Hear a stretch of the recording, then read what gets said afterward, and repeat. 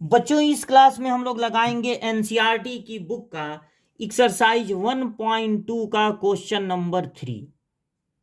Read करते हैं question को। Prove that the greatest integral function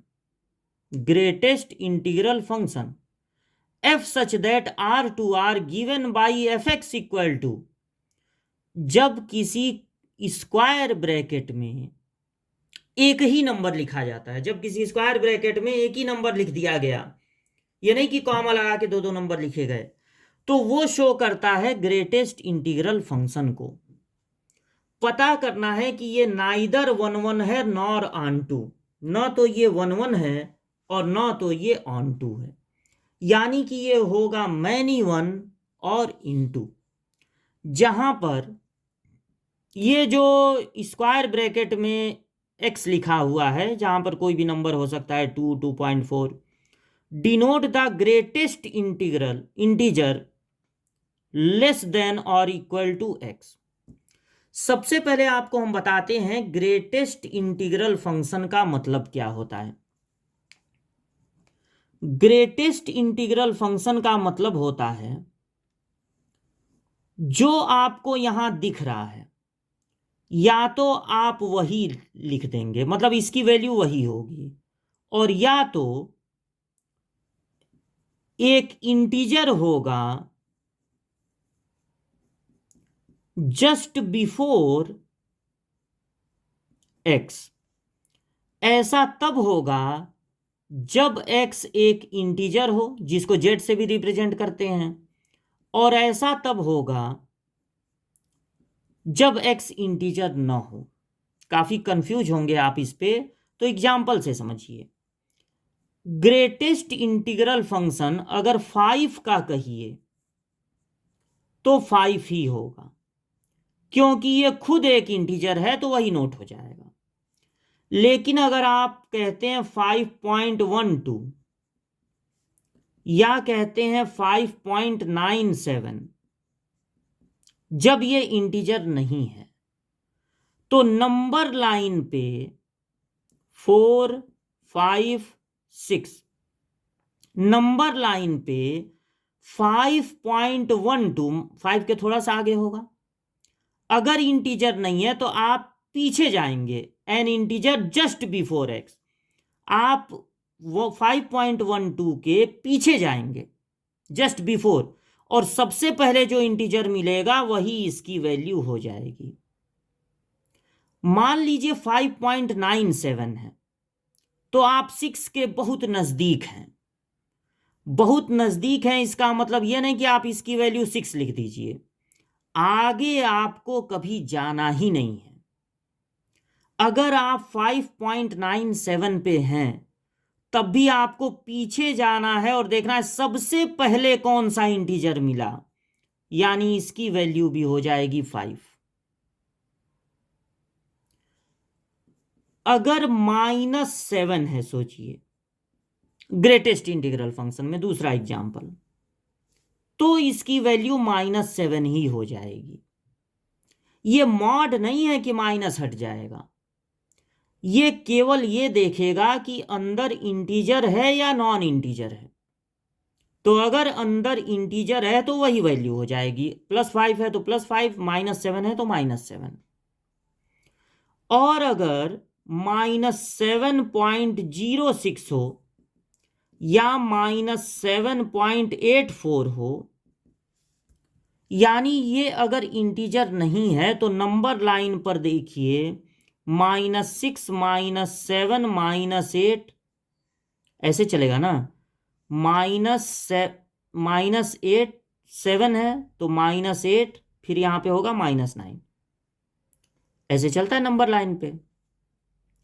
-7.06, -7.06 मतलब आप मान लीजिए यहां पर हैं, तो पीछे जाके देखेंगे, पीछे जाके देखेंगे तो आपको सबसे पहले कौन सा इंटीजर मिलेगा?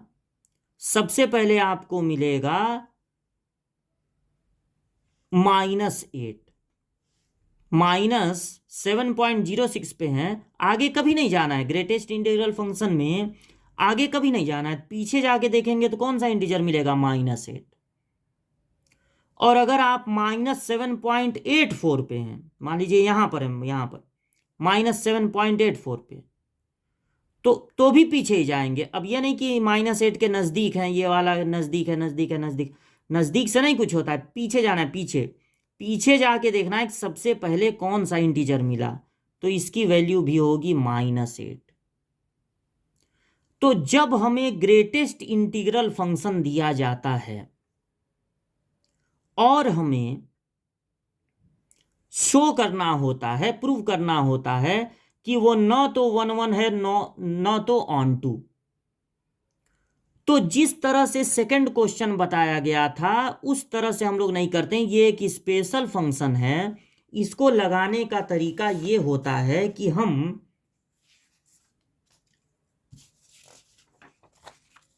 ग्रेटेस्ट इंटीग्रल फंक्शन को इस तरह से दिखाते हैं। देखिए हम क्या करते हैं, यहां पर फंक्शन को ऐसे मैपिंग में दिखाते हैं। आपने देखा कि अगर 5 रखेंगे तो 5 मिलेगा, 5.2 रखेंगे तब भी 5 मिलेगा, 5.97 रखेंगे तब भी 5 मिलेगा। यानी कि एक ही जगह पे बहुत सारे बहुत सारे बहुत सारे एरो पहुंचेंगे, यानी ये मैनी वन होगा। दूसरी बात ये कि आप कह रहे हैं R2R, तो इसमें सारे रियल नंबर होंगे, तो जब सारे रियल नंबर होंगे तो डेसिमल वाले नंबर भी होंगे, 5.76 भी होगा। लेकिन ये तो ऐसी मशीन है कि अगर इसमें नॉन इंटीजर भी डाला जाता है तो आउटपुट इंटीजर ही मिलता है। रियल नंबर में डेसिमल वाले नंबर भी होंगे, नॉन इंटीजर भी होंगे, लेकिन वहां तक कोई एरो नहीं पहुंचेगा, क्योंकि ये मशीन सारे नॉन इंटीजर को भी कन्वर्ट कर देगी इंटीजर में, यानी कि एक्स्ट्रा एलिमेंट रहेंगे, बहुत सारे रहेंगे। इसका मतलब ये ऑन टू नहीं है। तो इसका जवाब आप क्या लिखेंगे अपने बोर्ड एग्जामिनेशन में, element 5 has more then 2 pre image, more than 1 pre image, sorry, more than 1 pre image. जहां से एरो चल रहा है उसको इमेज, प्री इमेज कहते हैं, और जहां पहुंच रहा है उसको इमेज कहते हैं। तो element 5 has more than 1 pre image, therefore it is many one and therefore not onto, not 1 1, many one है इसलिए 1 1 नहीं। अच्छा, फिर आप ये बता देंगे एलिमेंट 5.67 या 76, जो भी आप यहां लिखे वही कोई भी नॉन इंटीजर ले सकते हैं, 3.2 ले सकते हैं, कुछ भी ले सकते हैं। एलिमेंट डेसिमल वाला, element 5.76 has no any pre image, therefore it is into, इसका मतलब है it is not onto. तो जब ग्रेटेस्ट इंटीग्रल फंक्शन मिलेगा तो इस तरह से आपको एक मैपिंग बना के और इस तरह का स्टेटमेंट एग्जाम में लिख देना है। जो यहां पर हम आपको बता रहे थे एग्जाम्पल और ये ग्रेटेस्ट इंटीग्रल फंक्शन का मतलब, ये सब एग्जाम में नहीं लिखना है। अगर इसको लिख भी देंगे तो और अच्छी बात है। बस यही इतना सॉल्यूशन आपको एग्जाम में देना है और आपको पूरे नंबर मिल जाएंगे, क्योंकि यहाँ पर एग्जैक्ट सारी चीज़ें लिख दी गई हैं। ये नहीं कि आप बहुत बड़ा लिखेंगे तभी आपको मार्क्स मिलेगा, इसी तरह से आपको बना के एग्जाम में करना है।